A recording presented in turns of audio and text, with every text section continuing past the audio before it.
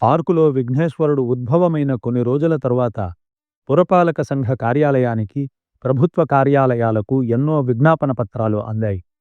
పార్కులో విఘ్నేశ్వరుడు ఉద్భవించి అదొక యాత్రాస్థలంగా మారిపోవడం చేత అక్కడి రోడ్డును వెడల్పు చేసే విషయంలో పునర్పరిశీలన జరగాల్సిందిగా కోరుతూ రాసిన విజ్ఞాపన పత్రాలు అవి.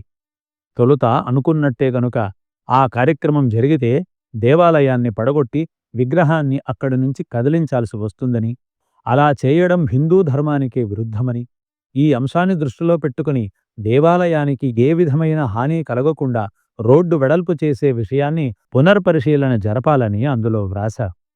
ఆ విజ్ఞాపన పత్రాల్లో రాగన్న సలహాల వల్ల రామయ్య ఆ పత్రాలను రాయించి వందల కొద్దీ సంతకాలను సృష్టించి అధికారులకు పంపించాడని వేరే చెప్పనక్కరలేదు. ఆ విజ్ఞాపన పత్రాలు అందుకున్న 15 రోజులకు అధికారులు వచ్చి మరోసారి రోడ్డును పరిశీలించారు. వాళ్లు వచ్చే సమయాన్ని ముందుగానే తెలుసుకుని ఆ వేళకు సరిగ్గా అక్కడకు చేరుకున్న రామయ్య తాలూకు మనుషులు కొందరు ఏమైనా సరే దేవాలయాన్ని పడగొట్టడం మహాపాపం అని ఆ అధికారులను హెచ్చరించారు. 4-5 గంటల సేపు రోడ్డును మళ్లీ మళ్లీ కొలిచి వివరాలన్నీ నోట్ చేసుకుని రోడ్డుకు అటూ ఇటూ రెండు వైపులా కాస్త కాస్త స్థలాన్ని ఆక్రమించుకునే బదులు ఒకే వైపే ఎక్కువ స్థలాన్ని తీసుకుంటే సరి అన్న నిర్ణయానికి అధికారులు వచ్చారు. దేవాలయానికి 4 అడుగుల దూరం వరకు స్థలం తీసుకుంటే చాలు, రోడ్డు కాస్త నేరుగా ఉంటుంది అని తీర్మానించి ఆ విషయాన్ని తమ నివేదికలో పొందుపరిచి పై అధికారులకు పంపించారు. ఇదంతా జరిగేలోగా పురపాలక సంఘం ఎన్నికలు వచ్చేశాయి. ఆ ఎన్నికల హడావిడిలో పడి ఎవరూ ఈ నివేదికల్ని పెద్దగా పట్టించుకోలేదు. ఎన్నికలు జరిగే తేదీలను ప్రకటించగానే అందరి దృష్టి అటుకేసి మరలింది. నామినేషన్లు దాఖలు చేసుకోవడానికి ఇచ్చిన గడువు తేదీ చూసిన వెంటనే రాగన్న బుర్రలో తళుక్కున ఒక ఆలోచన మెరిసింది. వెంటనే అతను రామయ్య దగ్గరకు పరిగెత్తికెళ్ళి, రామయ్య గారు, మన రాధాకృష్ణను ఎన్నికల్లో నిలబెడితే ఎలా ఉంటుందంటారు అని అడిగాడు. రామయ్యకు కూడా ఈ ఆలోచన నచ్చింది. రాధాకృష్ణ కోసం ఎన్నికల ఖర్చులో సగానికి పైగా తానే భరిస్తానని కూడా చెప్పాడు.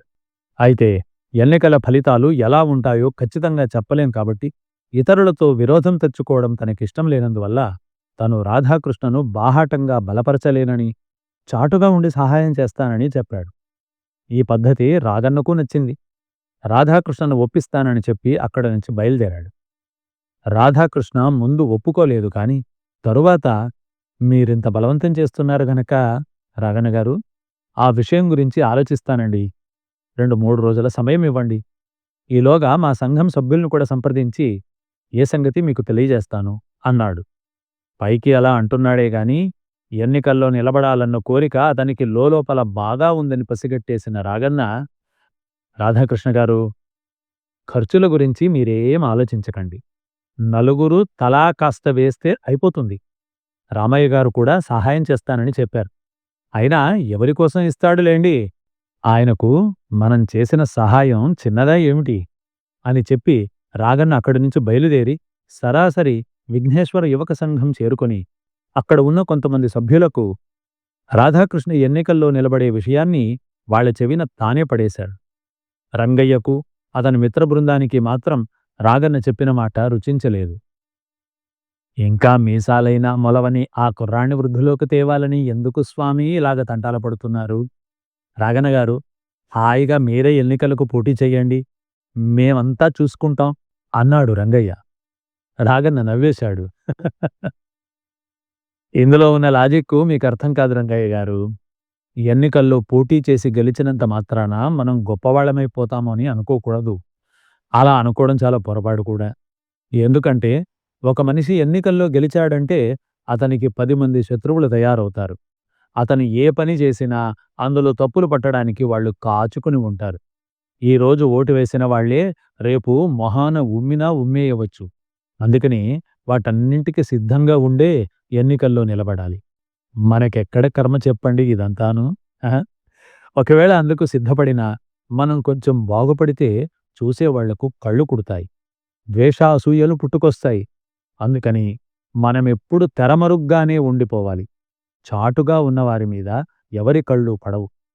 అలాగని మన పనులు ఆగిపోవాలని కాదు. మనకనుకూలంగా ఉన్న వాళ్లను ఎవరినైనా గద్దెనెక్కించి వాళ్లచేత మన పనులన్నీ చక్కనబెట్టించుకుంటే ఆ తరువాత మన మానాన మనం ఉండిపోవాలి. ఇది నా పాయింట్ అని తన సొంత వేదాంతాన్ని చెప్పగానే రంగయ్య డంగయిపోయాడు. తన పక్కనున్న గిరియప్ప కేసి చూసి, చూశావా గిరియప్ప మన అయ్యగారిని? ఇంత తెలివితేటలుండబట్టే ఈయన ఇంత పైకి రాగలిగారు. అదే మనలాంటి వాళ్ళెవరైనా అయితే, ఎవరైనా చెప్పిందే తడవుగా ఎలక్షన్‌కు నిలబడి ఉన్నదంతా ఊడ్చుకునేవాళ్ళం అని తనను పొగుడుతూ ఉంటే, ఆ పొగడ్తల్లో ఇంకేం మాటలు దొర్లిపోతాయోనని భయపడిన రాగన్న చప్పున మాటను మార్చేశాడు. రాధాకృష్ణను బలపరచాలని రంగయ్య వాళ్ళను కోరాడు. రాగన్న అంత వివరంగా చెప్పినా రాధాకృష్ణను బలపరచమని అతను ఎందుకంటున్నాడో అర్థం కాలేదు వాళ్లకు. రంగయ్య ఆ మాటే రాగన్నను అడిగాడు. రాధాకృష్ణ, వినాయక చవితి ఉత్సవాలు జరుపుతున్న చోటే గదా విఘ్నేశ్వరుడు ఉద్భవించాడు. అంటే అతనికి దేవుడే ప్రత్యక్షమయ్యాడన్నమాట. అందుకని ప్రజలంతా అతన్ను అడక్కుపోయినా అతనికే ఓటేస్తారు.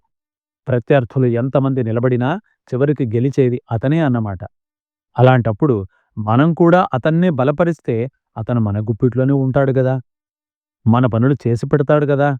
అని రాగన్న ఇంకా వివరంగా చెప్పగానే రంగయ్య అతని మాటలకు ముగ్ధుడైపోయాడు. ఇంత విషయం దీని వెనకుందని ఈ మొద్దుబుర్రకు ఎలా తెలుస్తుంది రాగన్న గారు అంటూ తన తల మీద తానే మొట్టికాయ వేసుకున్నాడు రంగయ్య. ఎన్నికల ప్రచారం జోరుగా సాగుతోంది. ఆ నియోజకవర్గం నుంచి 6 అభ్యర్థులు పోటీ చేశారు. కానీ నిజమైన పోటీ మాత్రం రాధాకృష్ణ, శంకరయ్యల మధ్యనే జరుగుతోంది. ఇద్దరి తరఫున ప్రచారానికి చాలామందే ఉన్నారు. శంకరయ్య తరపున శాంతప్ప బ్లాక్ యువక సంఘం సభ్యులు, రాధాకృష్ణ తరపున విఘ్నేశ్వర యువక సంఘం సభ్యులు ఇంటింటికి వెళ్లి తమ అభ్యర్థికే ఓటు వెయ్యమని అర్థించారు.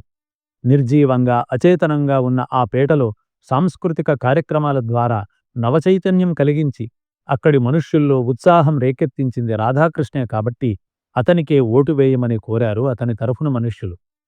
ప్రతిసారి ఎన్నికలకు నిలబడి 4-5 సార్లు వరుసగా గెలిచి ఈ పేట అభివృద్ధికి శంకరయ్య ఎంతో కృషి చేశాడని, ఈసారి కూడా అతన్నే గెలిపిస్తే ఇంకా కృషి చేయగలడని అతని తరపున మనుషులు ప్రచారం చేశారు. 4 సార్లు గెలవడమే అతని ప్రత్యేకత. ఆ అర్హతలు ఉంటే చాలా. అన్నిసార్లు గెలిచినా అతను ఇక్కడి వాళ్లకు సాధించి పెట్టిందేమిటి? ఎవరెవరో చేసిన మంచి పనులన్నీ తానే చేసినట్టు గొప్పలు చెప్పుకు తిరగడమేనా అతను సాధించింది? తాను చేయకపోతే పోయాడు. కాని ఇంకొకళ్ళెవరైనా చేస్తూ ఉంటే ఓర్చుకోలేకపోయాడు. ఇప్పుడు రాధాకృష్ణ ప్రతి సంవత్సరం వినాయక ఉత్సవాలు చేస్తున్నాడనేగా ఈసారి తనూ పోటీగా ఒక సంఘాన్ని స్థాపించాడు. అయితే ఆ విఘ్నేశ్వరుడికి రాధాకృష్ణ మీదే అనుగ్రహం కలిగింది. అందుకని అతను ఉత్సవాలు జరిపే చోట తానే స్వయంభూగా ప్రత్యక్షమయ్యాడు అని అక్కడక్కడ గుసగుసలు బయలుదేరడంతో జనం ఆ మాటలనే నమ్మారు. ఫలితంగా ఎన్నికల్లో రాధాకృష్ణ గెలిచాడు. శంకరయ్య ఓడిపోవడమే కాక డిపాజిటును కూడా కోల్పోయాడు.